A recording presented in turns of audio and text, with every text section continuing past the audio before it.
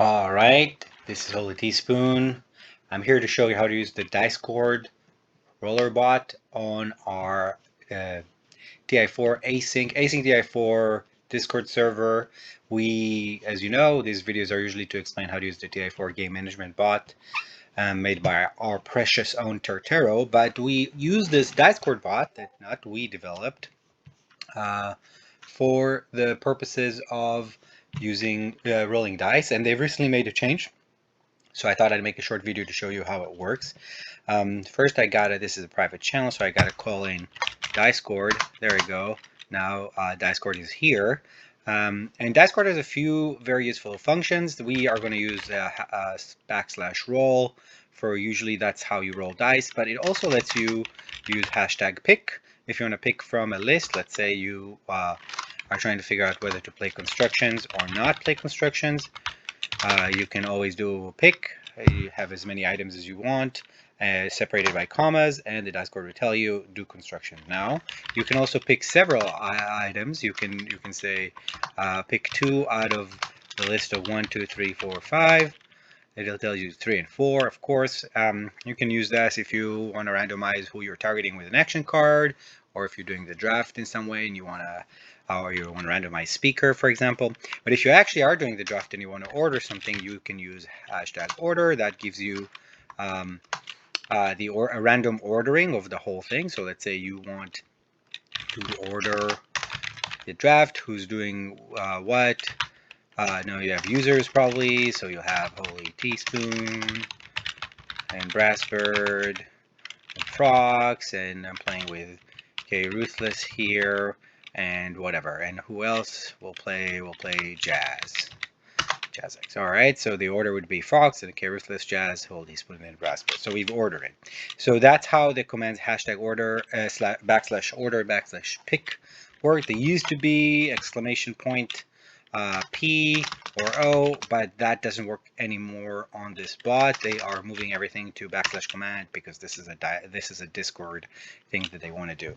Now, what do we also use for /pick? For example, in PBD 100, the insane 125 player game we're doing on our server to celebrate the 100th game. We are still using exploration in the old way where we have a pin, and in the pin message you see the last industrial explorer, and then you'll use /pick to see what you got. This here, Flight of Fancy, who's playing Argent in this game, found an industrial relic fragment, the number 3, and then Alpha Squid, who's helping run the game, basically remove the pin from the previous list and repinned a list that doesn't have industrial relic fragment number 3. It has 1, 2, and 5. 3 and 4 were found before. We see the bot likes 3 and 4. Okay, so how do you roll dice? Of course, this is where we get to combat. We are going to use /roll.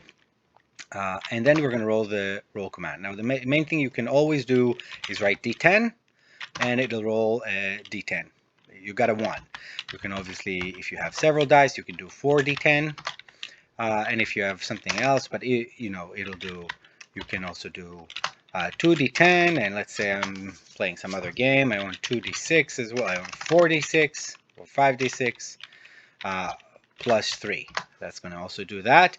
But you see that it defaults to summing the result. So let's say you're rolling 4 dice because you have 4 dreadnoughts.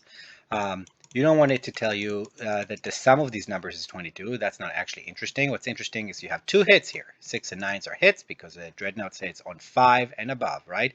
A dreadnought hits on 5 and above. We have here Robodane. Let's ask Robodane. Robodane, you ask him, you type unit, and you write dreadnought 1, and dreadnought 1 hits on a 5. Great. So Dicecord also has a function that lets you count the hits. You just have to do, let's say I have 4 dreadnoughts, it's 4d10, and you write CO, which stands for count over, and instead of writing a 5, which is what it hits on, you write 4. Why?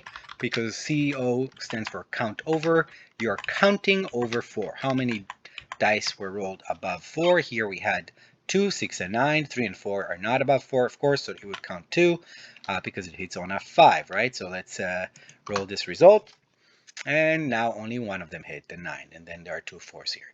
Now let's say so that's very good because it kind of tells you how many hits, and it's very useful. You can also repeat it. Round 2 of combat. Oh, now I have 2 hits. Round 3 of combat. Oh, now I have 3 hits. Oh, I see a pattern. Let's see if I can get 4 hits. Yes, this is broken.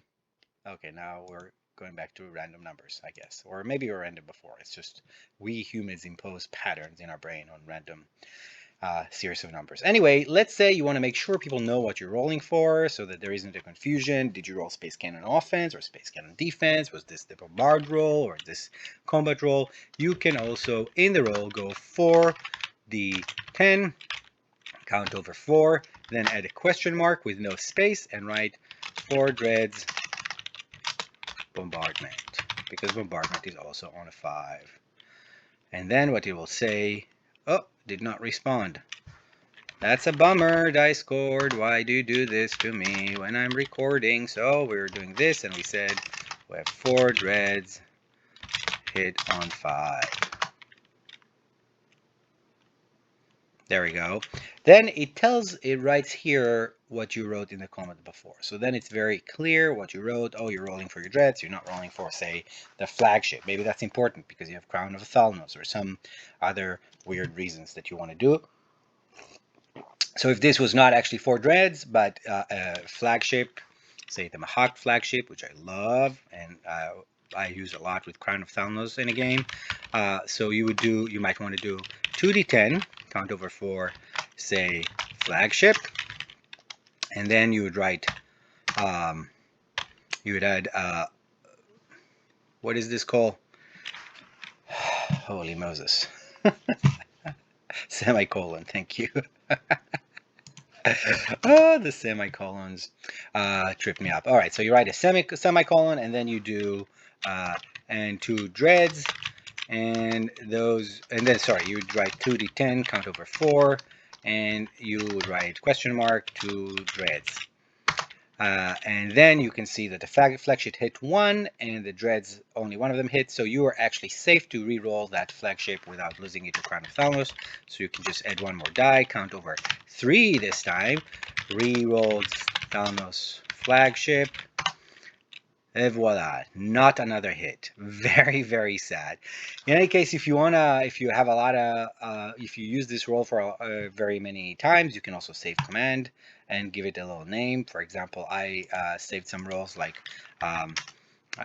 if you want to use a saved roll, you use execute save. So I saved a 1v1 infantry roll that kind of gives you attacking and defending infantry. Here, the defending infantry won off the bat, which is really nice. I like to use the semicolon when we have attacking and defending units of different sides in the same battle, rather than just using them for my ships. It's only useful if you're doing something like Crown of Thalnos. For normally, I would probably do, if I have like a big battle or something, I would be doing 2d10 of 4 for my dreads, plus, let's say I have 2d10 count over 6 for my cruisers that hit on a 7. I have 2 cruisers there, and then I have, say, 1 destroyer because I have 5 fleet supply, a carrier, and 4 fighters. So it's carrier hits on a 9, 4 fighters hits on a 9, and destroyer hits on a 9. So it's 6d10 hits on count over 8, which hits on a 9.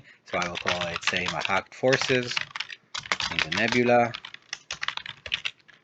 And then I can roll this, and Dicecord will send a command and not respond this time. Why is it happening today? Quick little trick, if you didn't know, when you click on a command, it kind of tells you what the user has written it, and you can copy paste it into your Discord, which is very useful, especially if, oh, there we go, we got 3 hits. The dreads hit, the cruiser missed, and 1 of the, if you want to count it, the carrier, the destroyer, the carrier, and 1 of the fighters. So 1 of the fighters hit, rolled a 10. Great, 3 hits. Very nice. So I was saying, if you click on a command, you can see it, you can copy paste it. That's really useful if you're new to using the bot and you're not sure how to do things. You can always go to the bot commands channel and see, oh, Flight of Fancy used player stats. What did he do? Oh, he used player stats to mark himself unpassed because he accidentally passed before the right time. Very nice. Add units. How did he add units? Oh, he writes full names. Carrier, destroyer, 2 fighters, and mech on the. This is on the dark. You could also write T, but Flight of Fancy uses the. So this is very cool because you can kind of learn from what other people are doing. Um, so that is it. This is how you roll the dice roller. That's 10 minutes. So I guess I should stop here. Love you guys. See you later.